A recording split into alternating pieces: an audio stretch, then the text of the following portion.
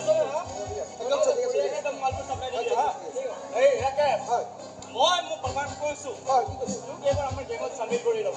আৰু এবাৰ তই গেঙত চামিল হৈ যোৱাৰ পিছত তোৰ কোনো প্ৰব্লেমেই নাই ভাই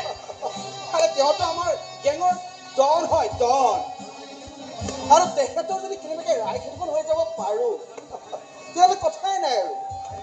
আমাৰ তোৰ এই সকলোবোৰ আশাই পূৰণ কৰিব এই গোটটোৱে কিন্তু এটা মোক কাম কৰি দিব লাগিব কি কাম কওকচোন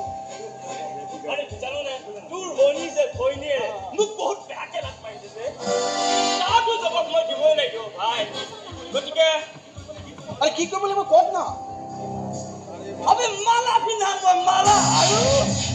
আৰু মান দি কৰাব লাগিব তই পুলিচ